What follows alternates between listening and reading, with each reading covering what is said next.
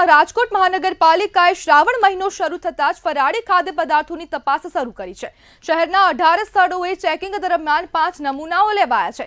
તંત્ર ભલે દર વર્ષે ચેકિંગ કરે છે, પરંતુ હકીકત એ છે કે નમૂનાના રિપોર્ટમાં 3 મહિના જેટલો સમય લાગી જાય છે। ત્યાં સુધીમાં અનેક લોકોએ આવી વાનગીઓ જમી લીધી હશે અને જો ભેળસેળ હોય તો ઉપવાસી નાગરિકોને નુકસાન થાય।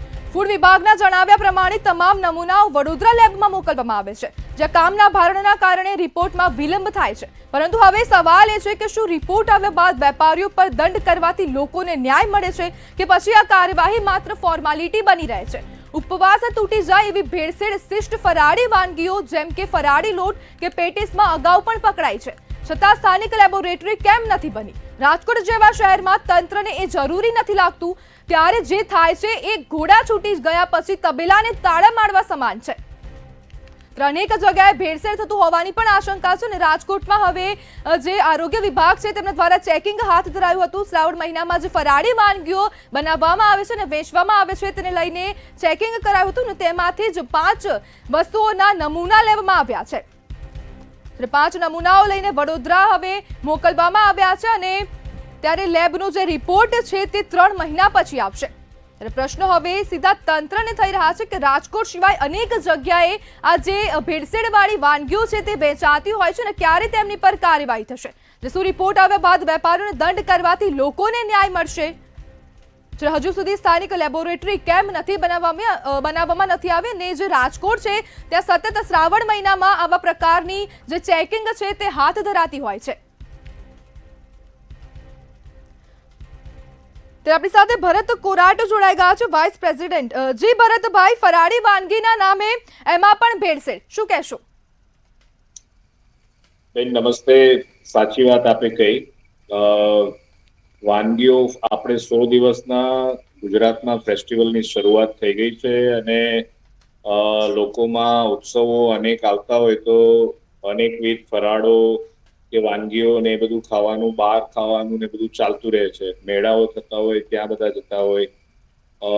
જે કંઈ ભેળસેળની વાત છે એ આ નવી વાત નથી, વર્ષોથી આ રીતની ભેળસેળ થતી આવી છે અને વધતી ચાલે છે।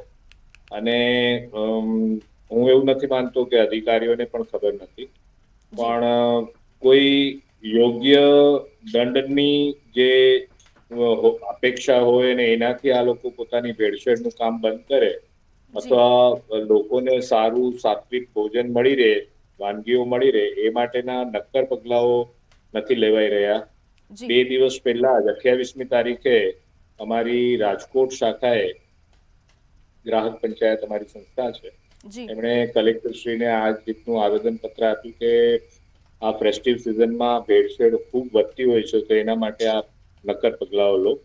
થોડા એક્ઝામ્પલ્સ પણ આપ્યા। શામાં નથી થતી ભેળસેળ ત્યાં સુધીની? દૂધના સેમ્પલો ફેલ જાય છે, તેલના સેમ્પલો ફેલ જાય છે, ઘીના સેમ્પલ્સ ફેલ જાય છે, બટર, આ બધું સંભળાય છે ને મારો અવાજ? જી ભરતભાઈ, આપનો અવાજ આવે છે। ભરતભાઈ, જેમ તમે કહ્યું કે અધિકારીઓને પહેલેથી જાણ થતી હોય છે કે ભેળસેળ વાનગીઓમાં થઈ રહી છે, પરંતુ આની જ્યારે અધિકારીઓને પહેલેથી જાણ છે તો પછી પહેલા પગલાં લેવા જોઈએ ને? જ્યારે શ્રાવણ મહિનો પતી જાય એના પછી શું છે? એમાં શું છે બેન કે વાનગીઓ ની જે પેલી હોય લાઈફ હોય એટલે એ લોકો 3 મહિના સુધીનો જે સમય લે છે ચેક કરવામાં, એની બદલે એ લોકો ઇમિડિયેટ ચેક થઈ શકે એવી કોઈ ટેકનોલોજી ઇન્ટ્રોડ્યુસ કરવી જોઈએ કે કોઈ પણ વાનગી લીધી એને 10-15 મિનિટમાં જ પારખી શકાય કે આમાં શું ફેરફાર છે। અને એવી ટેકનોલોજી ના હોય તો વાત અલગ છે, એવી ટેકનોલોજીઓ હવે આવી ગઈ છે અને ઇન્સ્ટન્ટ તમે લોકોને, અને બહુ બધા લેવલે ખોટું થતું હોય, હાઇજીન નથી મેન્ટેન થતું હોતું, એવાય પ્રોગ્રામ હું તો કહું કરવા જોઈએ કે ઘણી વખત એવું હોય કે ચાલે છે એમ ચલાવે રાખતા હોય, તો જે લોકો આવા બનાવવા વાળા હોય એને એજ્યુકેટ કરવા જોઈએ। એમને દંડ આપવો એ એક જ વાત ન હોઈ શકે, પણ જે એમના કીતે જાણે અજાણે થતી ભૂલ હોય એને સુધારવા માટે એમની પણ ટ્રેનિંગ આપવામાં આવે અને લોકોને પણ આની અવેરનેસ વધે કે તમે જે કંઈ ખાઈ રહ્યા છો એમાં તમારી સાથે આવી રીતની ઘટનાઓ થઈ શકે, એટલે તમે આટલી કાળજી લો, એવું પણ આપણે તંત્ર પાસેથી આશા રાખવી જોઈએ કે ભાઈ એ પ્રયાસ કરે।